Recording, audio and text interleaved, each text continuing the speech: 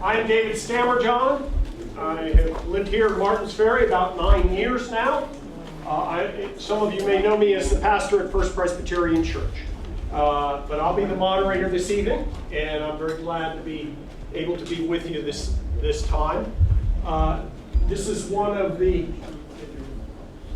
an important night as we are preparing for one of the most important days that we have in our freedoms in this country. And so I would ask if you would stand with me and let's join in the Pledge of Allegiance. Pledge allegiance to the flag of the United States of America and to the republic for which it stands, one nation, under God, indivisible, with liberty and justice for all. Thank you.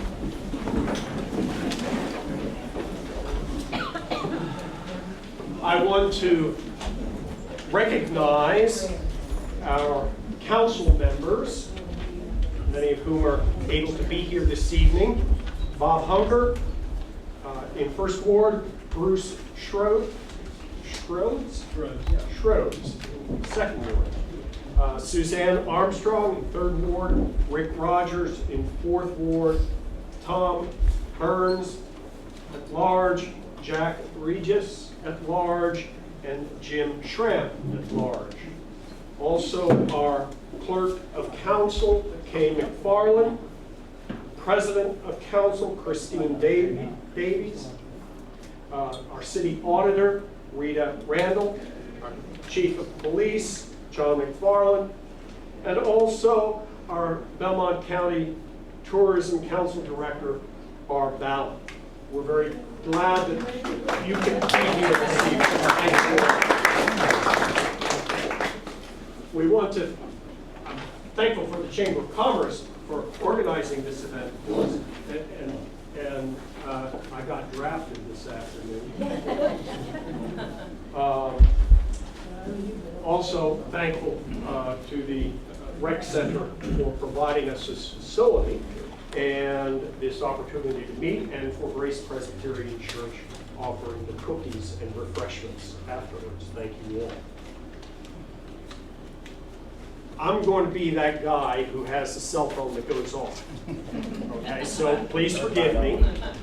The way we're going to do this is we will allow each candidate to speak. I will call on you. We'll allow each candidate to speak for 5 minutes. I will diligently try to watch the time so that I give you a 1-minute warning. When buzzer goes off, you can finish the sentence and be done. And our order, we will hear from the Pease Township trustees, Roger Weaver and Wayne West. And then for the mayoral candidates, John Davies and Robert Kroniak. And then for the EMS operational levy, Dave Snyder. Right? And so we're here not to debate, we're here to present and to share a platform.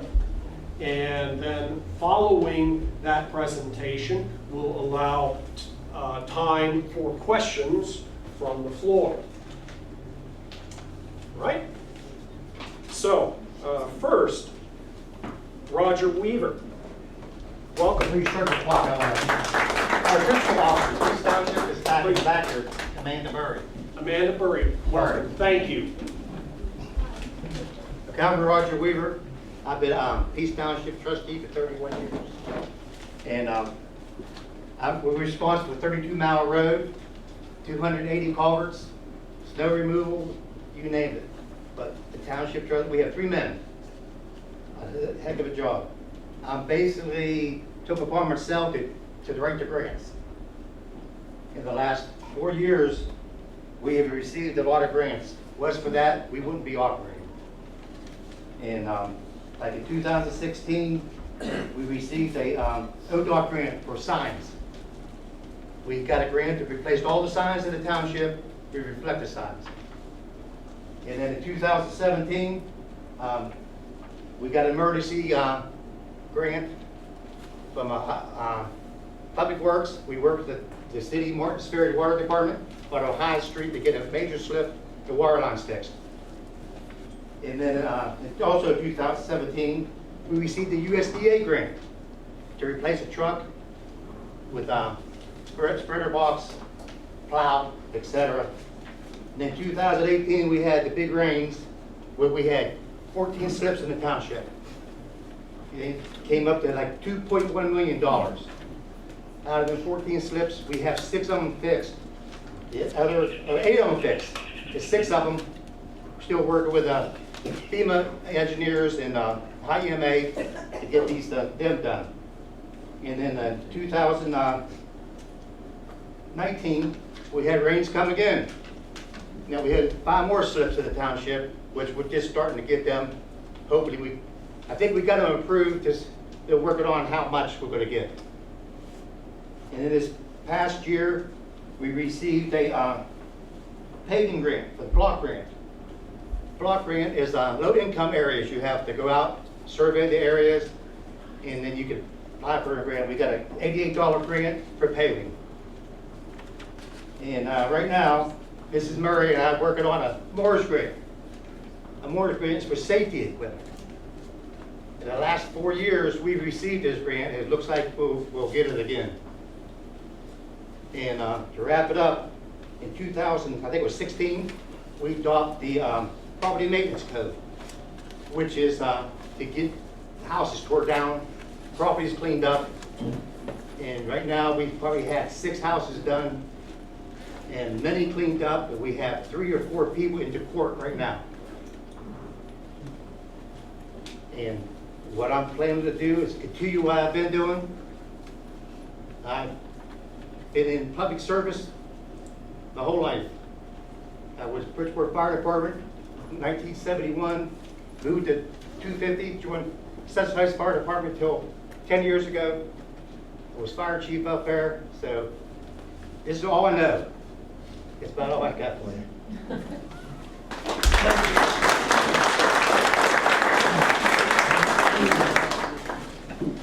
And Wayne West, thank you. Hi folks, I'm Wayne West. You may have some of my literature from banging on your doors and burn up a lot of shoe leather. I'm the new guy. First time out, first time seeking office, I'll be honest with you. I'm not going to know everything, but I will promise you one thing for sure. You make a phone call and I answer the call, I will get back with you with an answer. That's the biggest thing that I can offer you, just to be honest with you. I hear a lot of people that don't even know that they're in Peace Township. You know, so I want everybody to realize that they have this other avenue within their government. We have a lot of work that needs to be done. Roger has explained that to you, and we really need to work together in order to accomplish these things. I've been in construction business almost all my life. I own my own business for better than 20 years. I retired as a carpenter. I retired from the Martins Ferry Mill. Been around a long time as far as maintaining property. I want to get my feet wet, you know, get involved, and this is the only way to do it. I would appreciate your support. Thank you.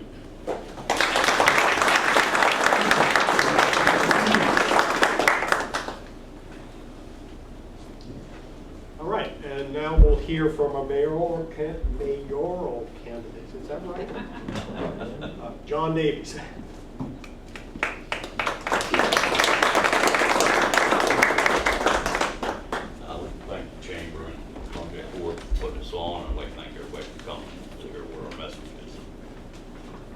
John Davies, a little bit about me. My wife's back there, been married 42 years, had 2 children, 3 grandchildren, all in Martins Ferry. Great place to live. You know, to be the mayor of Martins Ferry, to me, is a job. It's not a hobby or anything else. It's a job. It's a full-time job. We're the largest city in Belmont County. What I mean by full-time job is, I feel we should do business between 9 and 5, or 8 to 4 when regular businesses are open. So you can reach out and touch the people that you need to speak with. It's a little bit harder when you're on off hours. I've been on council on several terms, I think 3, and I was service director for the city. So I know the funding of the finance chairman, I know the budget, I know how it operates, and I know how to stay inside of it. I know how to fund it. One thing I think we need to do is, we need to, and it would come with working with the police department, the EMS, city workers, we need to clean the city up. We need to keep the city safe. We need to keep the city funded. What I mean by that is, let's go uptown, paint some lines, let's paint crosswalks. It's a safety issue. You know, crosswalk lines haven't been painted for years. Matter of fact, I think the last time it was painted when I was service director. And safety is an important factor. Let's paint the yellow curve. Let's paint the dividing lines of the road. This is something that don't take a lot of money, just takes a lot of time. It's something that can be done pretty easy. You know, some other things we have is, and the mayor's been working on that, is run down property. We're gonna continue to tear it down. Fortunately for me, that's part of my business and expertise, is I do demolition. A company called Trucks and Tracks, which does demolition, owns a trucking company. I just finished my last job last week up here on 8th Street. I retired, this way I can apply myself full time. I own a company called Davis Construction, which does our dirt work, which is finishing its last job hopefully this week. And then of course we're in real estate, we have a little bit of real estate. So I have a substantial background in construction. I have a substantial background in running my own business. The decisions that I've made for my business through 35 years of what fed my family and caused us to be successful. So I think that that's very important to have that type of background. I'm a little bit different than the other candidates, obviously. I'm not a suit and tie guy. You know, I'm not afraid to put on the work boots and let's go to work. And that's what I want to do. You know, we have, the mayor and I have 2 different backgrounds, and we work together on council, and we work together through numerous years of different things. You know, and everybody says, oh, well, you and Bob don't like each other. I don't have a problem with Bob. I don't think Bob has a problem either. But it's not we dislike each other. We have 2 different platforms. So my platform's just clean the city up. Okay? I think one thing that's real important to the city that we lost years ago that needs to be replaced. I believe we need a grant writer. There's so much money out there that we're missing out on. We used to get a CHIP grant, up $500,000 a year. Mr. Benker used to write it. His wages was taken out of that grant. Okay, that grant was for low to moderate income. That's the people that really can't afford to fix their house. You have a choice. You can feed your food, you know, put food on the family, do all this, make sure they got clothes for school, make sure they have different things. What are you gonna fix first? Are you gonna feed your family? You're gonna fix your house. Everybody here, I'm sure, they're gonna say, I'm gonna feed my family. So, with that said, there's 1 no money. minute. There's no money for the maintenance of the property. You know, so you're taking care of your family, and I understand that. That CHIP program is extremely important. You know, the other thing is I'm concerned about the elderly is, you know, they say they got high grass. Say I'm 80 years old and can't cut my grass anymore. Say I'm on a fixed income and I can't pay somebody. I don't think you should go find them. I think that you should figure out a way to help them. You know, we used to be a great city. We used to help each other. And it's kind of went to the wayside of the neighbors. You know, you should be your neighbor. You should help your neighbor. That's what made Martins Ferry a great city before, and I think that's what needs to be done again. Make Martins Ferry great again. So with that said, I'm gonna leave you with the thought that if I'm elected, I will work hard for you every day. I will be in the office. You wanna talk to me? Come on in, let's talk. So, thank you.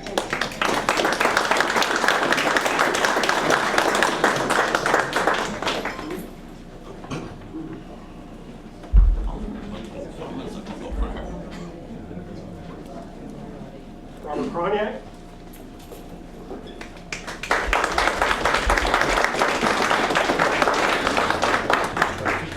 All right, I'm Robert. I've been mayor for the past almost 4 years. chamber, Project Forward, the rec center for having us here, and just everybody for showing up and showing an interest in the upcoming election.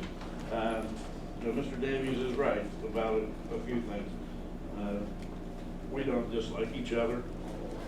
I have some disagreements with some of the things that was going on. I gave you all a letter that I passed out, just some of the high points. When I took over as mayor, 4 years ago basically, our budget was $148,000 in the red. When we went to work on it, yes, we still had to do things. We had to provide services and those type of things. And it got a little bit worse that first year, which we knew, we anticipated that. But we weren't going to not do services and provide for the people of Martins Ferry. After the second year, beginning of the second year, things started to turn around. We got some extra funding in or whatever, and we now have a budget that, as of right now, has $250,000 in the fund. So we were able to turn those things around and provide the services without making any cuts anywhere else. And that was one of the things, it was all about taking care of the city and taking care of our people. Because I strongly believe that. I've worked very hard with the police department, with the EMS, with the fire department, to make sure things happen, make sure we're protected. We went out, part of the short coming in the budget, we went out and worked and talked with the police officers, talked with the FOP union, and the people of Martins Ferry graciously put in a 5 mil levy, which helped tremendously. We have a police department that is totally funded. We had that freed up a little bit of money to be able to do some road work and those type of things within the street department. As things all peachy keen now, we need to work on that budget daily. Rita and I talk, Rita and Scott, my service director, talk, and we're looking at the numbers daily. We go over things weekly. We get our reports out and from Rita, and we crunch the numbers and look at stuff. So we want to make sure that continues to happen. Also, within the first year, we had a major fire in the downtown, destroyed 6 businesses. We now have 2 businesses that are being built on what was once vacant lots. One of them is the dance studio, which I'm sure everybody's aware of, and the other one is going to be Belmont Brew Works. And I'm fortunate enough to have my family here. I have my wife, my mom and dad, and my sister that worked with me, but those that are here for your support, and thanks for putting up with the things that I got to do. And I'm fortunate that my son is still in Martins Ferry and stayed here as a young person, and he's the one that's going to be opening up Belmont Brew Works. So he's a young person that's reinvesting back in the city of Martins Ferry to help this become a better city. On your letter, we worked together with Project Forward. That started out as a business committee to see what we could do to revitalize the downtown and rebuild. And it grew to the point where it became Project Forward and basically separated itself from being part of the city. But we have partnered with them throughout and have done some great things, bringing back the festivals and those type of things. We had a major slip on A Street that sat for years. We fixed that. We had a major storm sewer project going up Cemetery Road in J.C. Manor. Major, that was needed fixed for years, and it didn't get touched. We fixed that. So we're out looking at the projects and doing the things that we need to do. Some of our housing that was mentioned about cleaning up, we've been all about that. 1 minute. My first year, we tore down a house that stood for 6 years after a fire destroyed it. We got it torn down. This year alone, we spent $97,000 on dilapidated housing, getting rid of the most dangerous ones in the city. So we're continuing to do those types of things, and we're going to continue that. Our water department, we want to put the softening units back in. They were taken out of service in the past under a previous administration. They were taken out of service, and we're looking at $1.5 million roughly to put these back into service. But we're going to do it, and we're going to have the funding to pay for it through the water debt. We're going to use that money to be able to pay to restore our softening units to get our water back the way it was 20 years ago when that plant opened up. So with that, I would like to say, again, thank you. There's a lot of EPA mandates that came about. We have to have a Class 2 wastewater collection first. So I just thank you all for coming.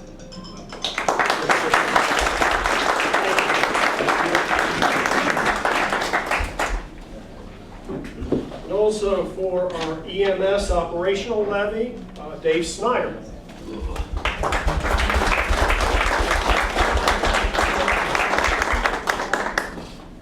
Good evening, everybody. I'm Dave Snyder, I'm captain with Marks Ferry Emergency Squad.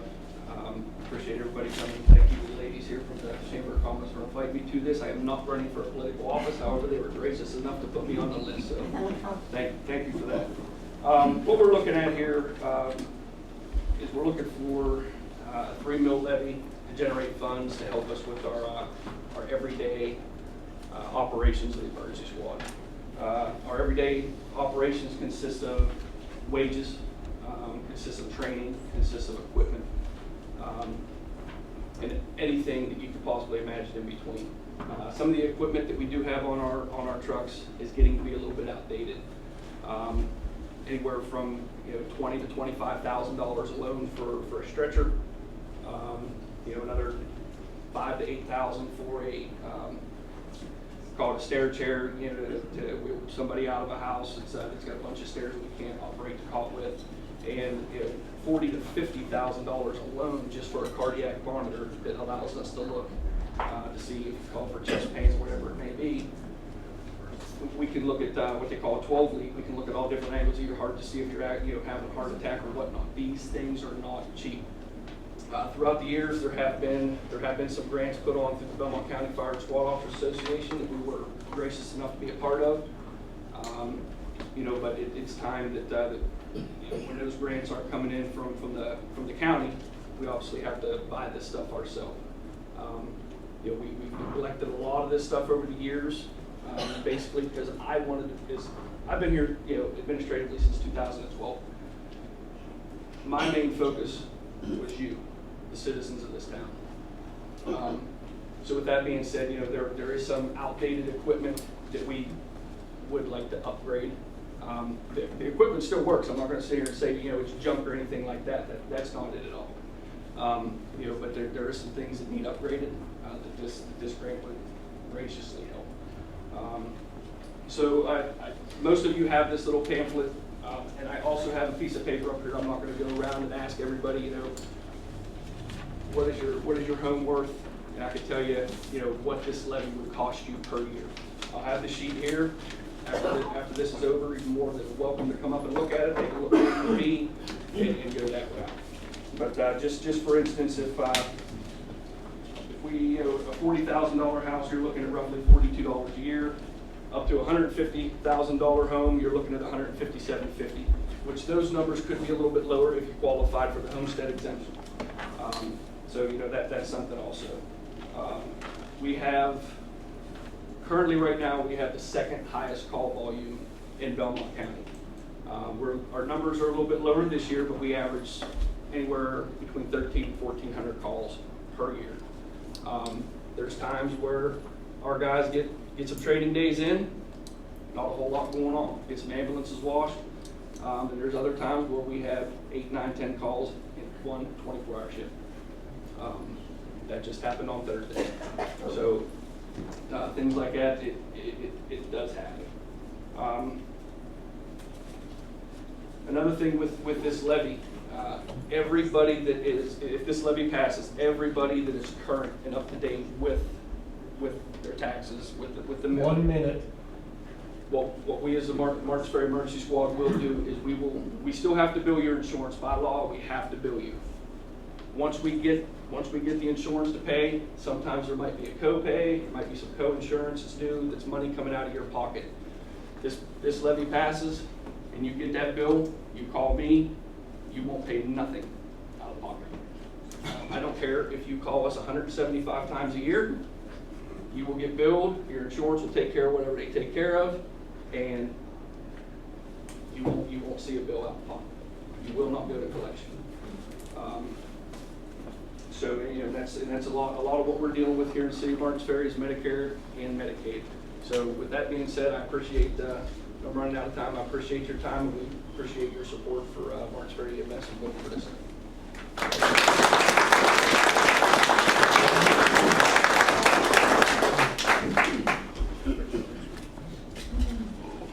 Thank you very much. We'd like to offer an opportunity for questions. Please address your questions to the candidate. Be brief and to the point in your questions. Are there any questions that we'd like to begin with? Yes. John, you mentioned about painting the curbs and stuff, but what about the stone metal grates? Will those be checked out? Well- Because the one in front of our house had to be lifted and repaired because of a gas leak. The gas company said it was the city's fault. The city says it's the gas company. So I made a written report about getting that fixed. Trick or treat is coming up. If somebody trips on that, but there's other ones in town also. Safety is really important. Safety. And, you know, we have a sewer department, we have various departments that work in the city, and they need to be addressed. So if it's brought to the administration's attention, then it will be addressed. Yep. So, I wrote a written report out for it 2 weeks ago. They haven't gone to me yet. I don't know where it is. Did I address this? Yeah. Along with that, our sewer department has been going around and they are checking sewers, they're cleaning them out, especially after falls, leaves and everything else. They've repaired a lot of storm sewers, catch basins and everything, they rebuilt them. The one I think you're talking about, if I'm not mistaken, 521 South Main House. there's about this much of a gap between it because of the asphalt that the gas company put in.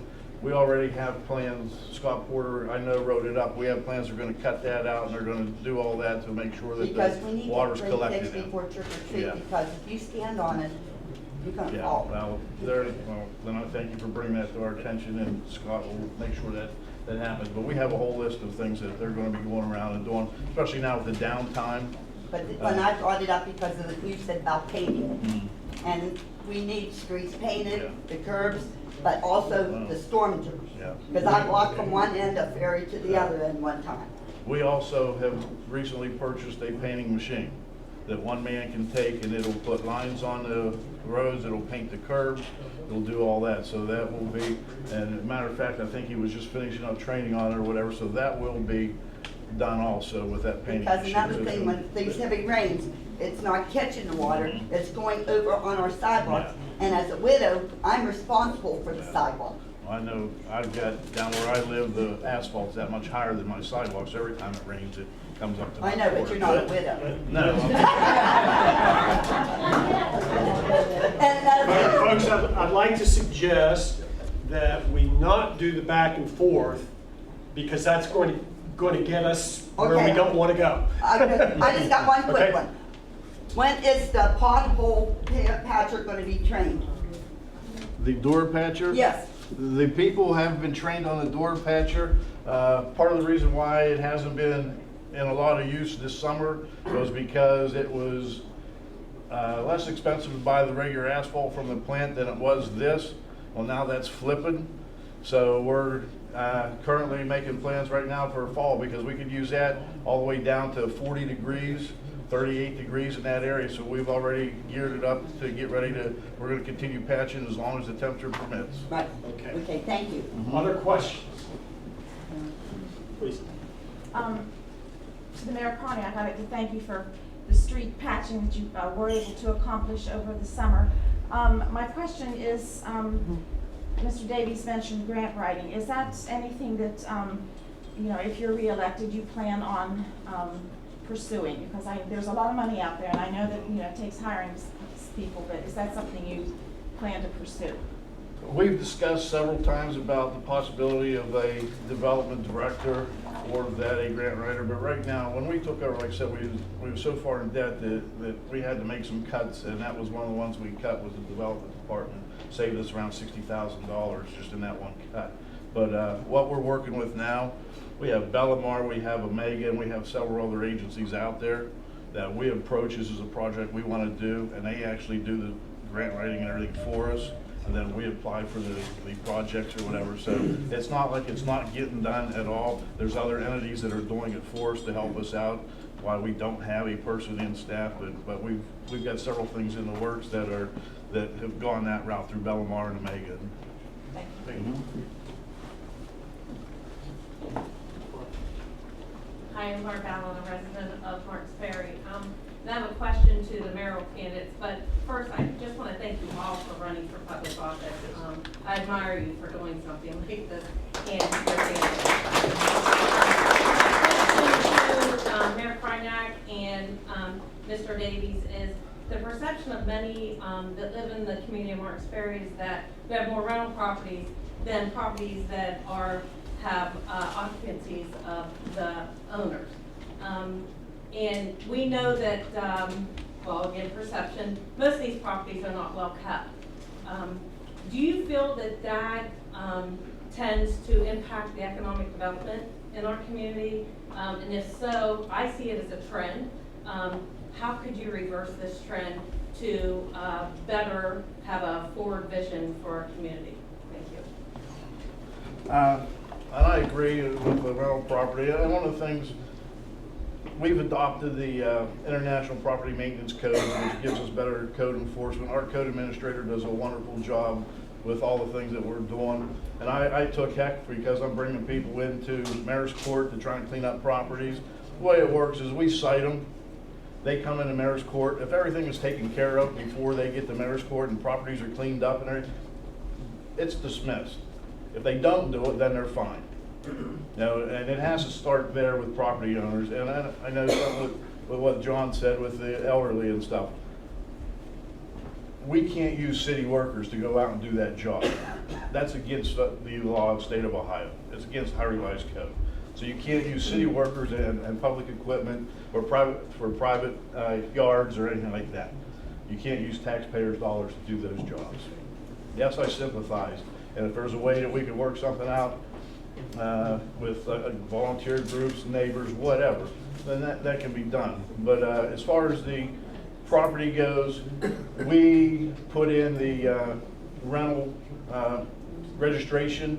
So all the property owners that don't live in Martins Ferry also have to register their properties so that we get a fee from them. And if they don't do the things necessary to maintain their properties, then that fee helps cover the cost of it.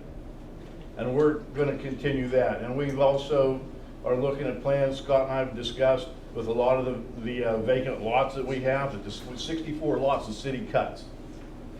And with the manpower and all the other things we got to do, they might not get cut every 2 weeks. It might take 3 weeks to get to them by the time we make our rounds with everything else. But we're doing that, and we're going to keep those cut. But we've also talked about working with the developer to come in and try and put up nice little one-story starter homes or whatever to attract younger folks back into the city and to live in Martins Ferry. And especially the cracker plant's down the road. It's going to be announced. There's going to be 8,000 plus workers coming to do that job. They're going to need housing. And if we can get a developer to partner with the city and start getting these new houses built on these vacant lots, that's what we plan on doing. But we are looking to the future to try and open up more housing, developments up on the hills. We've already discussed those with some of the property owners about putting developments in. So we're looking to attract people to come back to Martins Ferry. On a rental property, actually rental property is part of our business, and it's up to the property owner to maintain the property, and I agree with that. The problem that you have in town is you have so many people exited town for economic reasons, jobs, whatever. These houses become vacant. A lot of the problems you're having with demolition, and I did a little research on this, was, you know, an out-of-state town or an out-of-state bank is funding our town for people to buy houses because it's easier to get loans. It's harder to go to the bank and say, I have a bad credit score. You know, they're not going to want to deal with you. Out-of-town banks want to deal with you. Well, when you had the housing bust, you had all these vacant houses, so they couldn't pay for them. These people were out of town in Texas and Florida and every place else to finance these. They don't care about Martins Ferry. They don't want to see the house. They never see them. It's not next to them. We live with this. So, you know, with that said, the rental brings people in. So you really don't want to force people out of rental because that's your tax dollars. You know, if you force them out, say we have several pieces of property. Say I lost 5 pieces of property. You lost 5 people's income tax. So if your average is $500 a year in income tax, you just lost $2,500. That's a fine line which you have to walk. But I do agree with Mr. Kroniak that they need to maintain their properties. They need to be kept up. You know, it's not fair for, if I got a nice house, Dave's got a, sorry Dave, I got a bad house and Dave's got a nice house. You know, it's not fair to Dave. You don't want to come home every day and look at that. You don't want to drive by it on your way home and look at it every day. You don't want to look at high grass every day. When I was the service director, we cut the high grass, but it was a code administrator. We put it on, liens on the properties if we had to, but it was cut, and there are ways to do it. And that's one of my pet peeves that I have is Route 7. You know, the state, they cut it twice a year. I believe that's what it is, twice a year. They don't care what it looks like. They don't drive through here. We drive through here every day. How long would it take to cut Route 7? One day, cut the whole thing? Me, I'm gonna cut it because I care about what our town looks like. I want the town clean. You know, I'm a businessman. If I was to put a business in town and you drive to a town that's really nice and looks really crisp and sharp, and you know the citizens are gonna shop there, I'm gonna put my business there.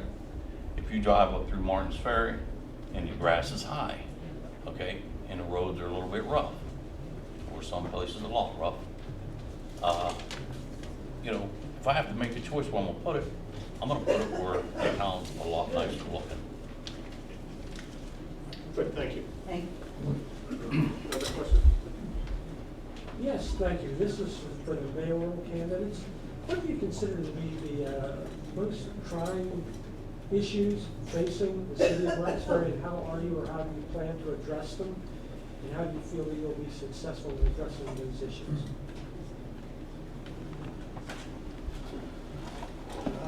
This kind of resembles questions you ask at council meetings.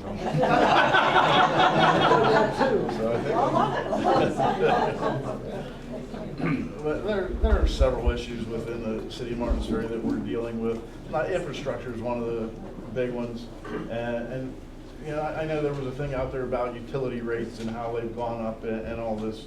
You know, utility rates went up because we were mandated by the EPA to raise the rates to create a capital projects fund for sewer and water so that we can take care of our infrastructure.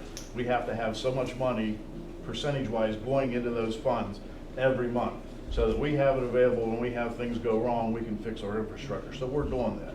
Those funds were created and the money's going in there. We also were required to buy, which we bought the camera for the sewer department. We were required to buy things like that. We're required to buy a smoke machine, which will be coming in to smoke our sewers and see where we've got problems or possibly where, you know, I'm hating to say this, but this is an EPA mandate that at some point we're not going to be able to put our downspouts into the sewers because of the backup of the water flows. And the EPA and East Ohio was talking about starting to charge for a flow rate of how much stormwater comes through the sewers and everything. So there's a lot of things that are being mandated by the EPA that we've dealt with, and we're taking care of those. The dilapidated housing, you know, we put together a list. Betty and I worked, and we worked with the county. On top of what the county does, we've got like 46 homes on this list that need torn down in the city of Martins Ferry. So we're getting an estimate of what it would cost to tear down those 46 homes, and we're going to go to the state. I know Mike DeWine did this several years ago and had money available. We're going to go to the state and see if there's grant funding or whatever for us to be able to tear down all those houses within a year or two. Get them done, because you keep doing 1, 2, 3 here, 6 here, whatever. It might take 20 years to get. If we could get the grant funding and everything to be able to do this, we can have them done in a couple of years, and now we got developable property again.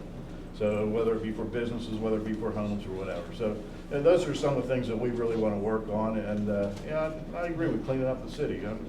We've been trying to do that. We've been trying to bring back a community spirit, and I think we've done a great job with it. On the losing of businesses, I guess, like with the Martins Ferry Hospital, which is a huge blow to the city of Martins Ferry. And I had somebody ask me, what are you going to do about the hospital? I'm going to support the negotiators. That's way above my level. Okay, you're talking millions of dollars. You're not talking 10,000, 100,000. You're talking millions. You have millionaires and billionaires playing in this healthcare game in this country. Okay, so I don't feel I'm qualified to go and negotiate with somebody who's going to spend $40 million. What I am prepared to do is say, okay, let's see what we can do for you through the utilities that we supply to them to help bring this hospital back. That's one thing I'm prepared to do. As far as utility rates, the mayor and I kind of disagree on that a little bit. I think that we either could lower the utility rate some or raise your consumption where it used to be. Because not only did you get a utility rate increase, you got your consumptions cut. So when you go over that 2,500 gallon, guess what? You get to pay again. So in fact, you actually got 2 increases. And I think we either need to give more consumption to the people or lower the rate on the other. Can I ask one more? Can I, Richard, Oh, sorry. can I address something with that? With utility rates. Everybody in here knows, you saw your bill from East High Regional Wastewater, that you had that extra surcharge on there. The reason that surcharge was on there was because our minimum water rate was 4,000 gallons. To get rid of that surcharge, we had to drop our minimum rate down to 2,500 gallons to meet what they required, and that surcharge would go away, which is why we lowered the amount that you can have. From 2,500 to 4,000 gallons, it's a quarter extra. It's a quarter extra, and that quarter can go into the fund to be able to repair water lines or take care of the water plant, whatever. From 4,000 gallons over, it's just like it used to be. That never changed. So those type of things. And with the hospital, I don't feel that I'm qualified to sit with these people either. But I've been invited to the meetings, and we are supporting the people that are talking, and you know, that we want the hospital back. We have to have it back. And with EMS, with this levy, we've already seen where we've taken patients out of town and had to go to Hospital Trinity or Weirton. Our ambulance was out of town for an hour and 45 minutes before they ever got back to town. So if the hospital doesn't open back up soon, our EMS is going to actually have to hire people to be able, when that ambulance is out of town, we still got a shift that's working to be able to protect our citizens there. So that's another issue we're dealing with. So, you know, it's a lot of behind the scenes things that are going on, but it's happening.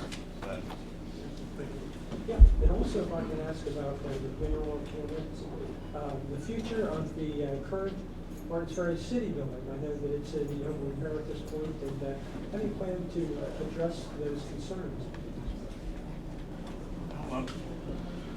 We've talked about it, and Scott or Rita, if you can help me out, I think, whatever years ago it was. 1994. 1994, it was $1.8 $1.8 million to repair the building. That was back then.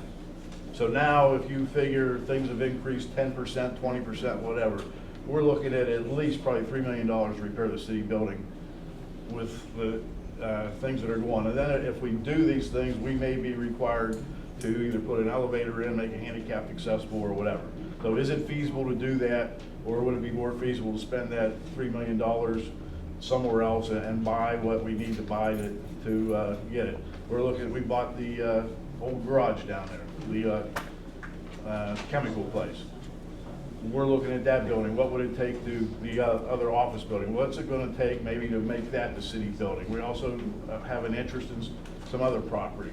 And if we would be able to do this other property, we may be able to either lease out the buildings that we have and make money off of them, or sell them outright and be done. And then we'll have to figure out, because we can as a city, if we move out of the city building, just let it sit there and get deplorable till it starts falling apart, becomes a dangerous thing. So we're in talks with all this to make a plan to move forward with the city.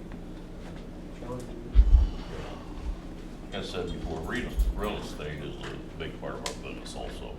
I have issues when it comes to buildings because I sit on city council. I took Russ Armstrong's place when Russ passed away, and I was appointed by the Democratic Committee to take the third seat.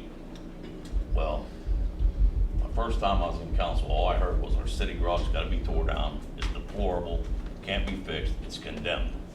I do demolition for a living, it's a big part of my business. So I go with another councilman, I go down, I take a look, and I'm looking, I'm like, yeah, you're going to have a hard time knocking the building down. So we spend roughly $700,000 to buy a building to house the city garage. Okay, so then it's turned over to, I believe, Port Authority, and they sold the building for $80,000, I believe. So the company that bought it, which is Wilson Blacktop or Castor Baker, go down there and look at it today. They put a roof on it, they painted it, they did a little bit of electrical. Guess what? It's still standing. It's one of the nicer looking buildings in town. And we spent $700,000 to replace it. I want to thank you all. You cut this short? Yeah. Wait, can I say one thing, please?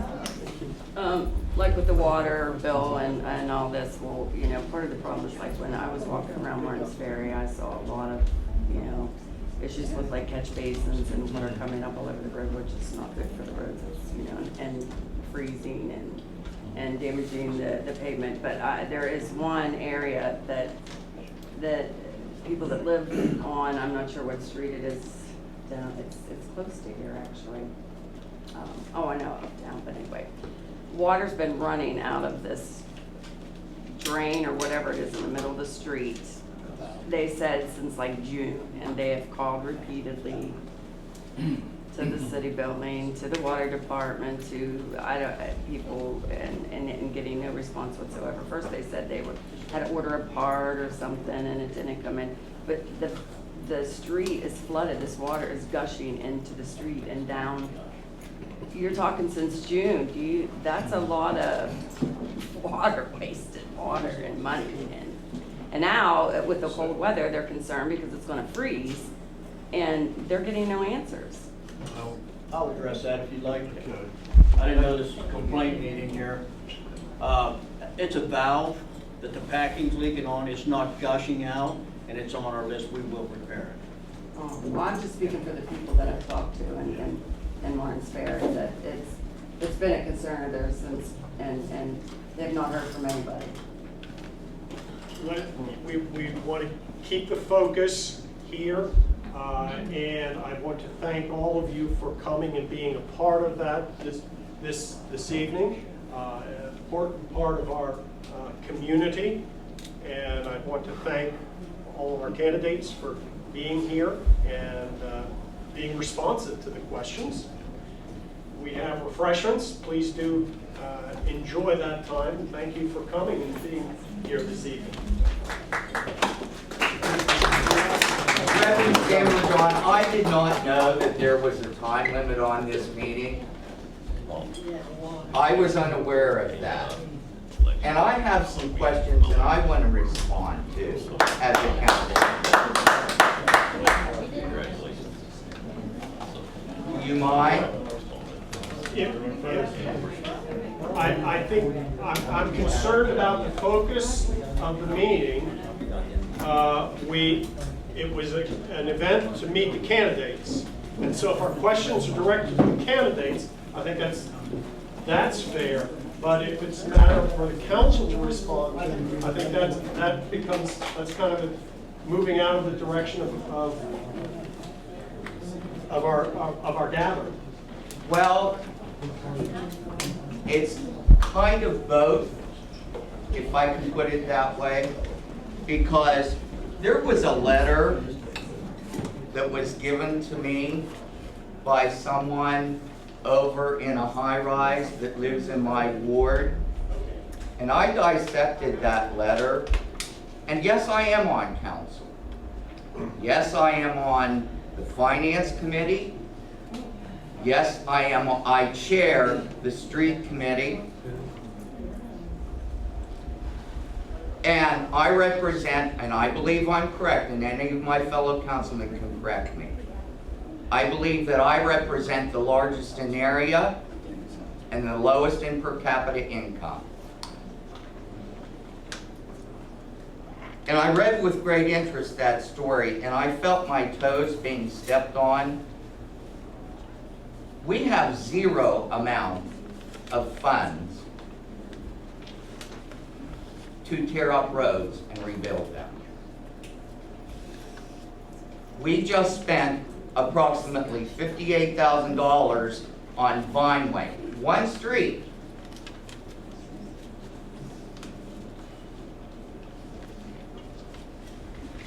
And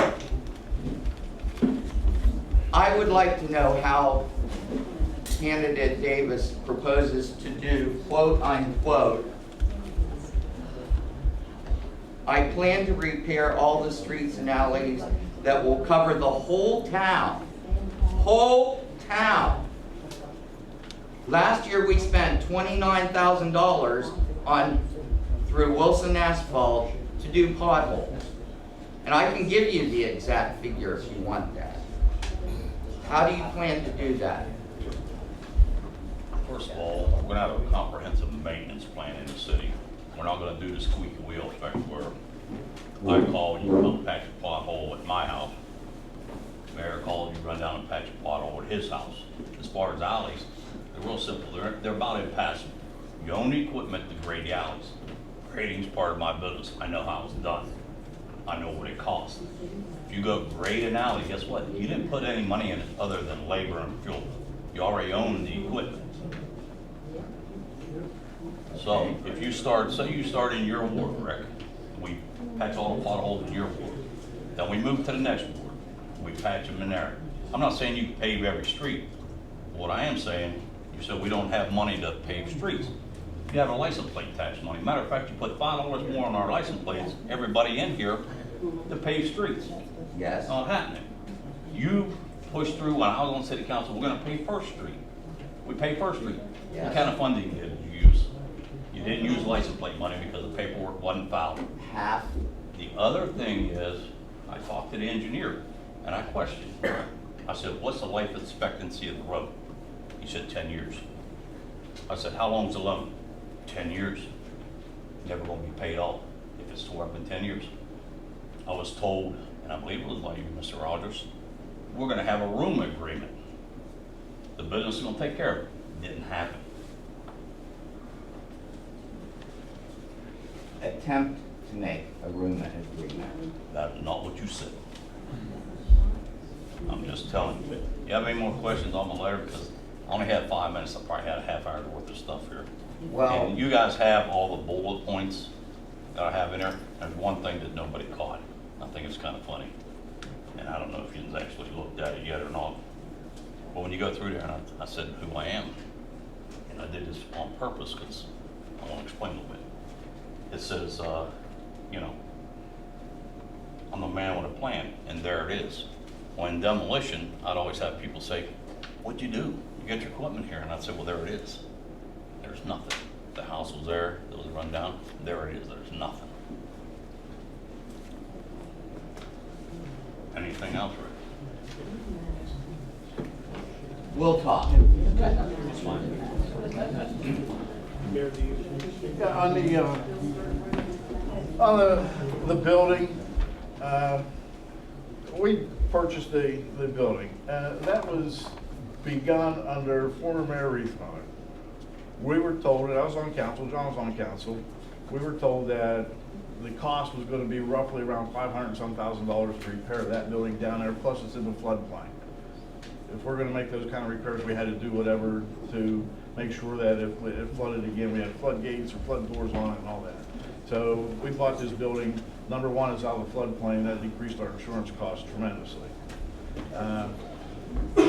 First Street, what John was talking about, the paperwork wasn't filed. That was our former development director that did not file that paperwork so that we could use the license plate money to make those payments on the street. And my first year we come in, we had to deal with that, and with all the other cuts we made that cut to get rid of the development department. And Rick is 20 years ago, and some of you can remember this, that we're still with the city. I had a plan. I met with the asphalt companies. We went around, we toured every street, we toured every alley. We had a comprehensive plan to pave every street and every alley over a 10-year period. And when that 10 years come around, now we could go back to the streets that are traveled the most and make repairs on those, because some streets might not need repaved or whatever for 20 years because there's very little traffic on it. And we had that plan, and I couldn't get council back then to approve that plan, or it would have been done, and we would have been doing that right through now. So, I mean, there's ways and to look at some things, and we can do that. And I agree, there's some alleys that, I mean, it's almost like third world countries, and we're working on that. We've got plans together. We've been working with engineers and what we need to do to take care of them. And one thing I want to say, these problems didn't just pop up within these last couple of years or whatever. They've been here for years and haven't been touched. And now all of a sudden, it's a major deal, and we need to deal with it when it was 10, 12, 15, 20 years, 18 years, whatever in the making. And we can't do it all overnight, but we are moving forward and making plans to put this together to get all this stuff done within the city. Thank you very much. Thank you. Thank you. Thank you all for being here. And we want to try to honor time. We're all busy folks. And thank you for being here. And remember to vote. Thank you.